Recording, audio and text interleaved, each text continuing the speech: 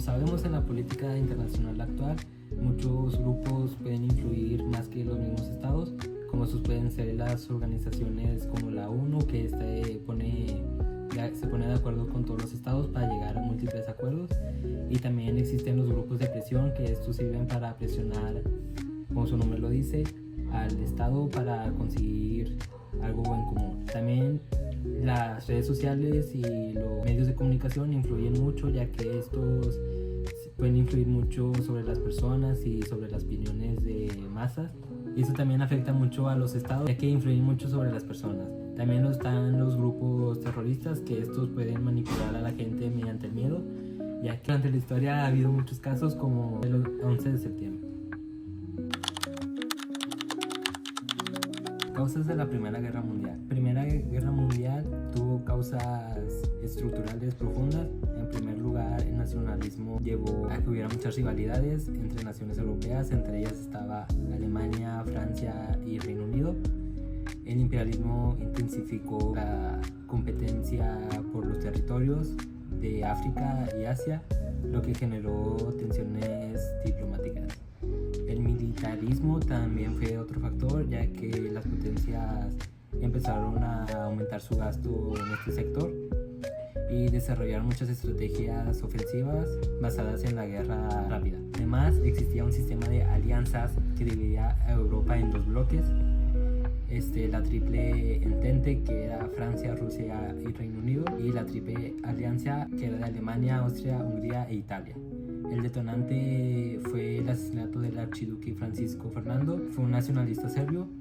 Ese hecho activó las alianzas militares y desencadenó una guerra total. La guerra provocó más de 16 millones de muertes, y esto devastó a gran parte de Europa. Los imperios austrohúngaros, otomanos, alemanes y rusos se derrumbaron, dando paso a nuevos estados como Checoslovaquia. El Tratado de Versalles impuso duras sanciones a Alemania como reparación de daños y redujo su poder militar. Esto facilitó el nazismo. En lo social, ayudó a provocar la revolución de Rusia. En lo económico, Europa quedó devastada y Estados Unidos emergió como potencia mundial, y también ayudó a las mujeres en sus derechos debido a su participación en la guerra. Y finalmente se creó la Sociedad de Naciones, primer intento de establecer un sistema de paz colectiva. Durante la Segunda Guerra Mundial participaron dos grandes bloques. El primero era la potencia del eje, que era Alemania, Italia y Japón. Buscaban expandir sus territorios y un nuevo orden autoritario. Y en el otro lado estaban las alianzas, que eran Estados Unidos, Francia, Unión Soviética y China, que ellos buscaban más la paz mundial. Y además participaron decenas de países coloniales. Resiliencia y millones de civiles fueron afectados por los bombardeos y por los ataques que existían en esos tiempos. Y también pasó el Holocausto judío, que mataron a más de 6 millones de personas, y la guerra libró en Europa, Asia, África y el Pacífico, marcando el conflicto más grande de la historia. El conflicto dejó a más de 60 millones de muertos y una devastación total en Europa, ya que después de esto Europa quedó totalmente arruinada y el mundo se dividió en dos bloques, que es el capitalista, que es dirigido por Estados Unidos, y el comunista, que es comandado por la Unión Soviética. Y debido a este diferente punto de vista de estos grandes países, comenzó la Guerra Fría. También se creó la ONU, esto para poder llegar a más acuerdos mediante la paz y tratados, y se aprobaron instrumentos fundamentales como la Declaración Universal de los Derechos Humanos. Alemania fue dividida en zonas de ocupación y Japón quedó bajo el control de Estados Unidos. Y Estados Unidos propuso la reconstrucción europea mediante el Plan Marshall. En el ámbito tecnológico, surgió la era nuclear debido a los bombardeos de Hiroshima y Nagasaki, y la guerra transformó radicalmente el mapa político mundial. Papel de México durante la Guerra Fría en la OEA. México tuvo una participación activa y prudente durante la OEA, creada en 1948 por la Guerra Fría. México optó por una posición de no intervención, autodeterminación de los pueblos, y a partir de la preocupación por el comunismo, México se opuso a la injerencia de Estados Unidos en América Latina. Por ejemplo, condenó la expulsión de Cuba de la OEA en 1962, defendiendo su derecho a la soberanía. Además, México fue promotor del trabajo de Tlatelolco, que prohibió las armas nucleares en América Latina y el Caribe, contribuyendo al desarme mundial. También sirvió como mediador en conflictos regionales, como en Centroamérica durante los años 80, y mantuvo relaciones diplomáticas con todos los países sin alinearse totalmente a algún país. Caracterizó por el equilibrio y diplomacia y la defensa del derecho internacional. Organismos importantes a nivel global. Además de la ONU, que es la Organización de las Naciones Unidas, existen diversos organismos que ayudan a la gobernanza global, a la economía y dar estabilidad a los países. Uno de estos es el Fondo Monetario, que ayuda a dar estabilidad económicamente a todos los estados y también da asistencias económicas, préstamos y entre otras cosas para ayudar a los países a no caer en una crisis financiera muy grave. Existe la Organización Mundial de Comercio, que esto ayuda a los comerciantes a que se cumpla con los productos y también se les regula para que no, al momento de exportar e importar cosas, no entren cosas ilegales ni salgan cosas de más. Finalmente existe el G20, que es un foro internacional que reúne a 20 potencias mundiales, que estas representan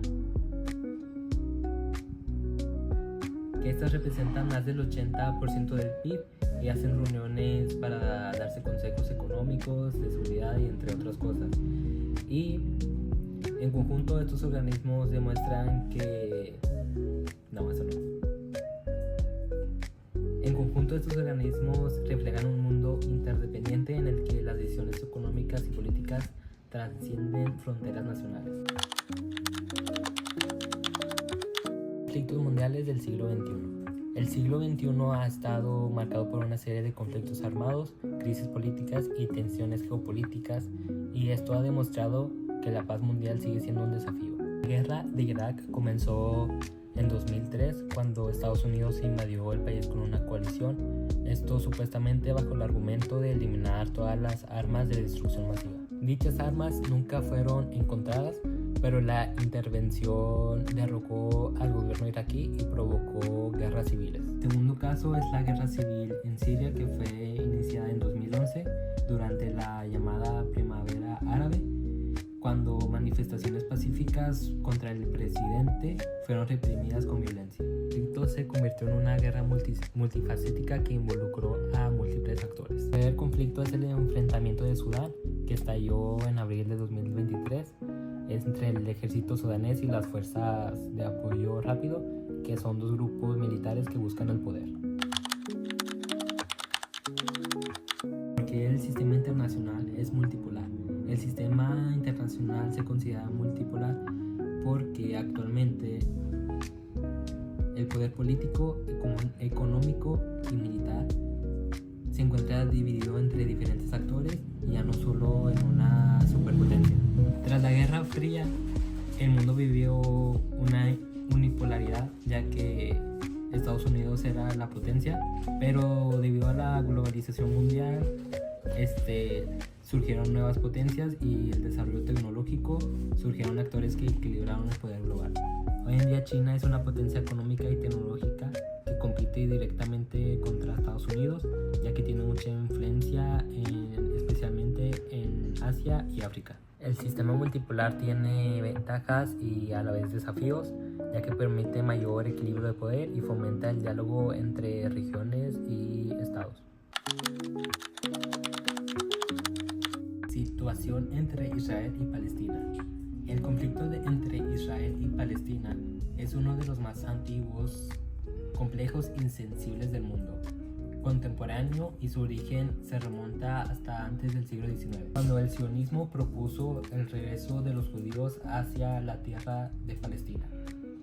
Tras la Primera Guerra Mundial, el territorio quedó bajo el mandato de los británicos y esto aumentó las tensiones entre las comunidades árabe y judías. El conflicto entre Israel y Palestina no solo es una lucha por su territorio, sino también es un conflicto religioso, un conflicto político y humanitario. Esto simboliza la lucha por la soberanía del país, es también por su identidad y la justicia del Medio Oriente. Este fue mi trabajo para la materia política internacional contemporánea. Muchas gracias.